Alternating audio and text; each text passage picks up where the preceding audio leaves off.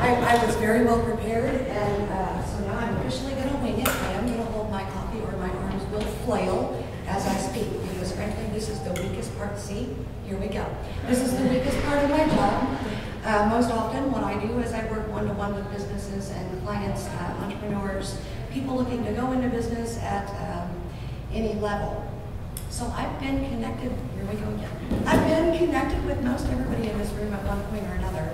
But for those who don't know, we provide no-cost business consulting at every level, from conception to, I've been in business 30 years, how do I get out, and everything in between. We provide most of them no-cost and low-cost trainings. And that is all done through a funding partnership through, starts at the federal level, through SBA, and through MU Extension, and my host, State Fair Community College. And we cover a 12-county region and do all of those fun things. I feel like I should bring Jessica Craig forward on this conversation because she is largely the reason we are at State Fair Community College, so thank you for that. Since 2016, this is where that would come in handy. Since 2016, we have consulted, assisted over 620 clients in our region. We have assisted in $12.5 million in loans and equity for those clients. I don't have the trainings down, but they're in the hundreds and the thousands as far as the attendees that we've provided.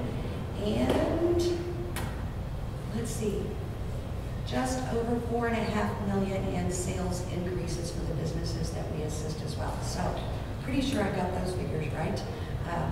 Pardon my nervousness, is I have like 3 bosses in the room. I'm just gonna no pressure. Really, the reason that I came here today was to make you more aware. Well, number one, the partner resources that we have in the room. So Joanne up here in the front row is involved in a group that I'm involved with, the Start Here Network, and that is Casino Basin and West Central Community Action Agency, New Growth, where we are all kind of partnered in together to assist clients that are in that particular region. Our most recent is Pettis County, Sedalia Pettis County Economic Development, who is a partner as well. And they also provide no-cost business consulting at the Missouri SBDC level. Those partnerships are, and we have others, one with Johnson County Economic Development as well. Much of that is through some CARES funding that we were able to, I say we at the Missouri SBDC level, to inject for those organizations for some additional assistance, because when the pandemic hit, we didn't slow down, we ramped up. So from a manufacturing look at it, let's just say we tripled production. So those partnerships have been invaluable to me. Prior to COVID, I was a one-person show, so really appreciate everything you do, more than you know. In addition to that, Pioneer Trails Regional Planning Commission. That is a recent partnership that we have been connected with, where they are providing funding specifically for business resiliency in the 4-county region that they serve. So that is Pettis, Saline, Lafayette, and Johnson counties. With that partnership, businesses are able to get business resiliency assistance. I'll explain that in just a second. One-to-one counseling in putting together a business resiliency plan. What that is contingency planning or continuity planning. So if you've been a client of mine, or if you know a client of mine, you will know that I am adamant about business planning. So you plan to go into business. Why wouldn't you plan to stay in business? Many businesses have identified over the last year that they weren't prepared. None of us could have been prepared for the pandemic. But frankly, there are other risks involved in business that typically aren't identified until, oh no, now what do we do? So that is really what business resiliency is called continuity planning. It's identifying those risks. It could be key employees. What happens if you lose a key employee? What happens if there's a fire that wipes your place out? Cyber attacks, those are huge right now. It's identifying all those key risks, and then what do I do about it? Putting a plan in place. So you can literally take the plan, open it up to fire. This is what we do. So that funding provides a person, a live person, to connect with. His name is Darren Grove. Couldn't be here today, but I can certainly connect you with him, or please get the word out. We've got this funding through next June of 22. And I really want to connect those businesses with Darren to put a plan in place. Again, it's at no cost to them, but he works with them one-to-one to fully put the plan together and in action. So I think I have covered everything in that PowerPoint, and I'm open to questions. Was I at 2.5 seconds on this presentation? So you talk a lot about the center and your clients. Talk to us about some of the accolades you personally and as a center have received, because you may not know this, but the SBDC at State Fair Community College has gotten state and some national attention about the great work that you specifically as a center. You know, that is the most embarrassing moment of my life. So, no, I am proud. This year, we were named the #1 overall performing center for the state of Missouri.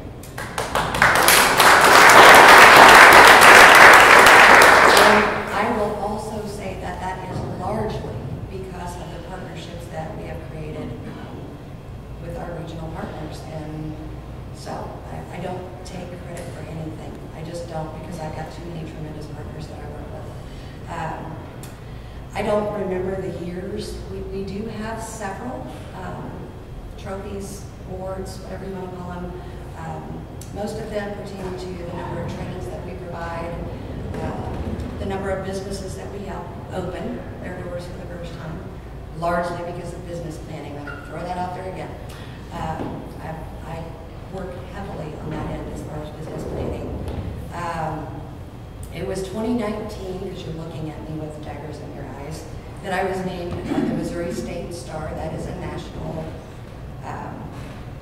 Every year, the America's SBDC looks for their state stars, and those are nominated from peers in the state. So I was nominated and selected as the 2019 Missouri State Star. That was not too long after I started, so that was a shocker. And then I don't remember the others.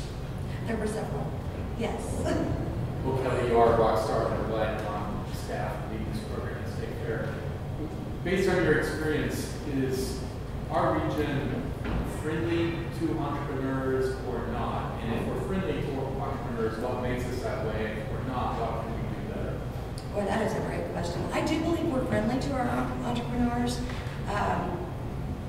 I don't see unfriendly in any way in our region. I think it has gotten much, much better. However, the struggle is, who do I go to? Where do I find the assistance? Is there assistance available? Oh my gosh, you don't cost anything? I am forever hearing, how did I not know about you? Well, SBA requires that we don't spend our money on marketing, so we are largely through relationships and just other people getting our word out there. But I think we are very friendly to our entrepreneurs. It's a rural area, so it's just tougher. I say that.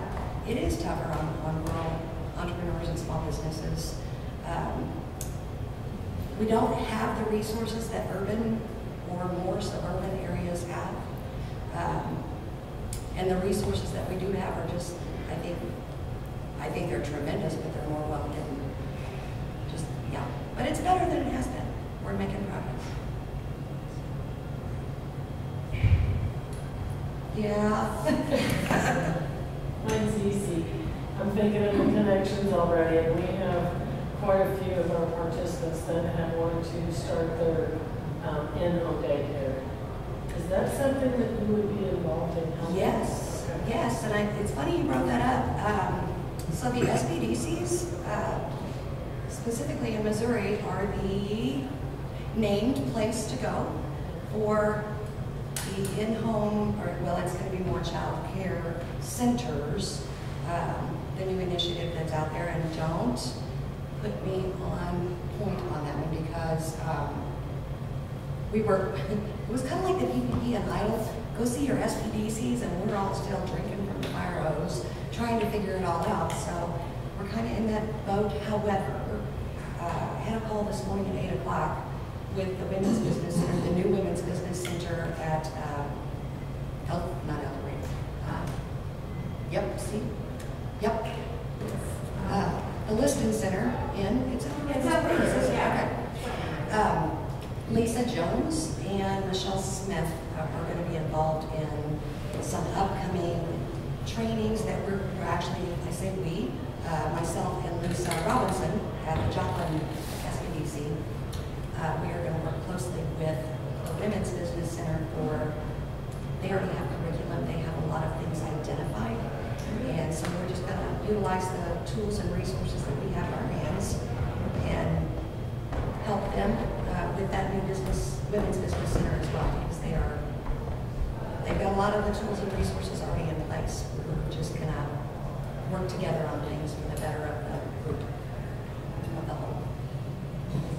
So you're not graded on just business starts and new businesses starting. Tell us all about the levels of impact that you collect and that are really the goals of the center. Okay. That's a great question. So there are expectations with our funding mechanisms. So SBA requires, there are 4 requirements from SBA that we make. So one of them being business starts and capitalization, jobs. You are just really putting me on the spot. Jobs supported and Capital investment?